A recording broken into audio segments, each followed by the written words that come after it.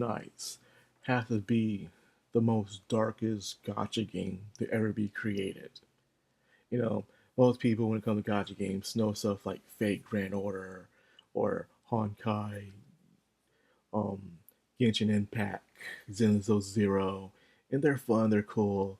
Even Punishing Great Raven, Nikkei got us a victory, but Arknights, yo, Arknights has to be just, it hits a different way from the art style, from the story, the lore, the world, and of course, the music.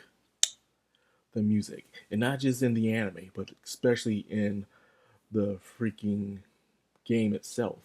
But what got me into Arknights was a music video that they posted some time ago. Well, when I really got into it, because I was just watching the anime. But when they posted the music video, Grown Ups Paradise. Yes, Grown Ups Paradise. Not Gangster's Paradise, Grown Ups Paradise. And it was sung by Millie. And hearing that and seeing the visuals, and I got a gist of the story of Through the Eyes of Anya and stuff. And I realized I gotta get fully invested into this story, into this world, because it seems so interesting. And I love the dark and twisted when it comes to this kind of lore. It's the reason why I'm such a big fan of Yoko Taro. So after watching the first anime season, then I watched what really got me into it was season two, which was the one about Nova Frost, or was it Frost Nova? And then season three came out, and we're like, okay, I'm fully invested. I gotta watch this. I'm totally prepared. I watched and just finished season three. It wrapped up some time ago, and all I gotta say is, wow. Wow. The funny thing is that this came out during the same time of Taco P's Original Sin, and that was a very down to earth, hard hitting anime with only 6 episodes. Well, those 6 episodes are extremely impactful. This one for this season only had 10 episodes, which is pretty good because the first 2 seasons only had 8 episodes. So, anyways, all I know about Arknights from the first surface is that there's a war going on of survival between certain nations. Mainly, there's two infected that are happening, two infected groups. And there's those who have, I guess, this form of mana in that world, but it affects their bodies in very negative ways. So they start having scales on their bodies and stuff, make them look grotesque. So those who are not infected treat them with harsh discrimination.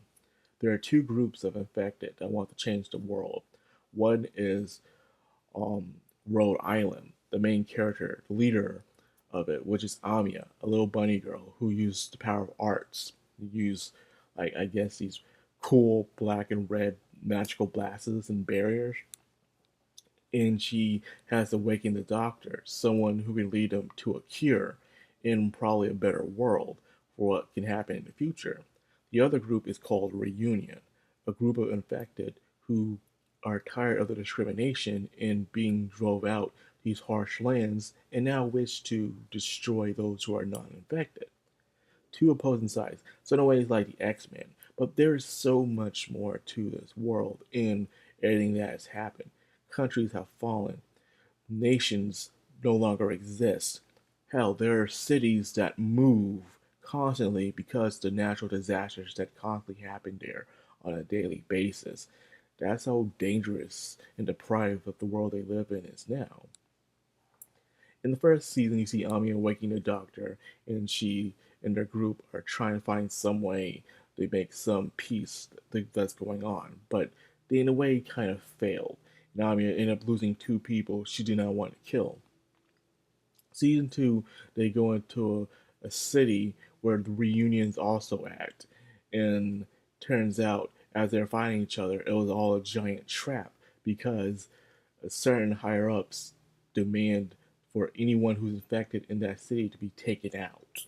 So, after seeing the cruelty of what happened to the higher ups, that they're all being played as chess pieces and all this, things turn for the worse. Reunion in season 3 decides to attack that same city that offer that operation. And the leader of Reunion is a girl named Tula.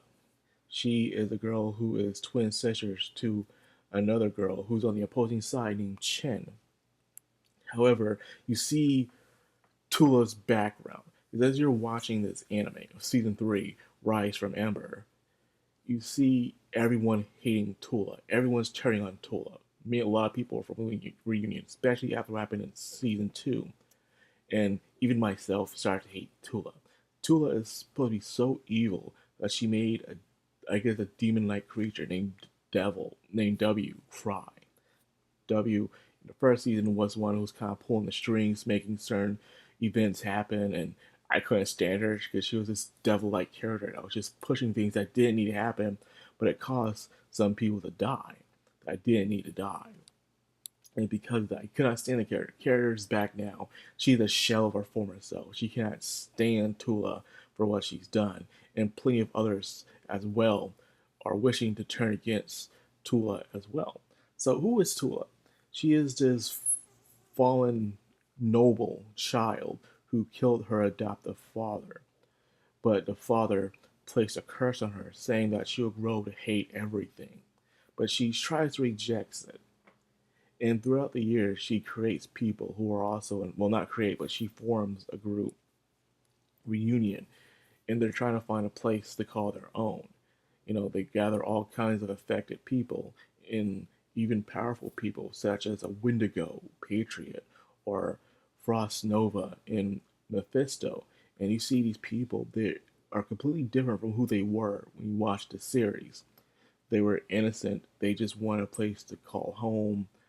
Some of them were scared, abused, and being manipulated. And Tula herself wanted to make tactics where she truly wanted to make a place of change. But doubt started to happen. Her own people started to betray her. She was constantly being attacked by outside forces. And she started to get a little paranoid. But she always kept hope as long as she had her best friend. You know what happens there. Her best friend dies.